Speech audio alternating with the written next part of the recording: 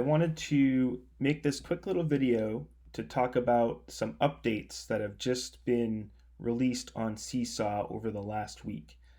And one of them, I think, in particular, that could be really powerful potentially is the ability to add links, multiple links into a photo or a picture that you put into Seesaw.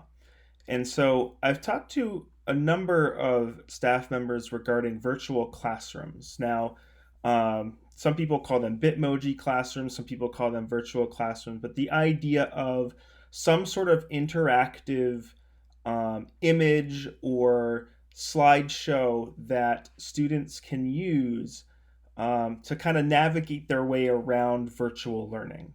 So I've gone ahead and made a little virtual classroom template in Google Slides. And I think you might be able to do a template directly in Seesaw, but I was more comfortable doing it in Google Slides. So I just did it here. Now, this is just a template. This is just everything that's going to kind of be in the classroom and stay in the virtual classroom. And then the interactive stuff I'm going to add later. So I'm going to want to export this slide as an image. So I'm going to go to File, and I'm going to go to Download, and I'm going to download this as a JPEG image. And you'll see I'll get my little download bar at the bottom, so that's all downloaded. So that's good.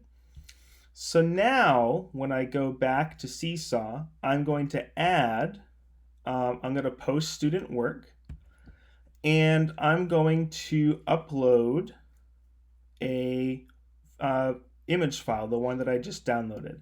So you can select from your computer. You can also select from Google Drive if you want to. I think I haven't played around with the Google Drive. I'm not sure how the slides translate over. I know in the old version they kind of end up as a PDF. So I'm going to upload that. I only have one slide. If you had multiple slides, so let's say if you clicked on one thing, like if you had different slides for math and language arts and you wanted to have them click on one or the other, then you can upload up to 10 photos. I'm just going to do the one, and I'm going to hit the check mark, and now you can see there's the image file right there. And now is when I would start to add some interactive elements to this virtual classroom for the students to access. So I'm going to have on my laptop screen, I'm going to put a link to code.org, which might be a website that I would have them use. So I'm going to go and click on the camera. And you see I have the choice of uploading a photo, a video, or taking a photo, I should say. That will take it with your camera on your computer or tablet, or video on your camera or on your laptop or tablet, and then upload. So I'm going to go upload. And I have a code.org logo that I downloaded earlier. I'm just going to double click on that, and there it is. So I'm going to resize it a little bit. I'm going to try to get it so that it fits inside that laptop screen. And there we go. Now this is the part that Seesaw has added that I think, like I said, could be really powerful, is that ability to add links. So anything that you add onto this image, you're going to see these three dots right here, and I'm going to click on those, and then now you'll see you also have the ability to put things in layers. But here's the link option. And then now it says enter a website URL.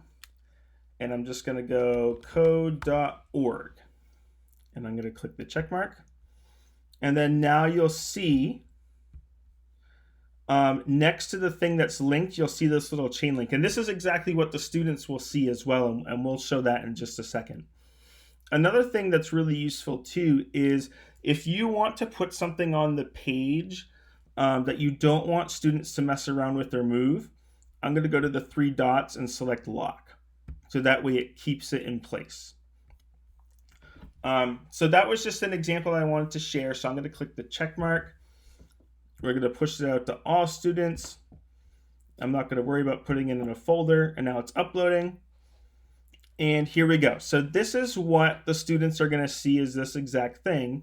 Here's my virtual classroom. Another thing that they did too in this update was make it so that you can actually interact with this directly um, in their journal. They don't have to click to open it to interact with this. So there's my chain link right there. I can click on it. It opens it, and there we go. So that got me to code.org exactly like I wanted to. So I'm going to also post a video that talks about more of the changes in the most recent update.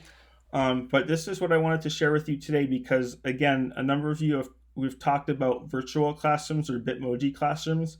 And I think that this is a tool that really makes that option a lot more viable in Seesaw. So thank you for watching this video, and we'll see you next time.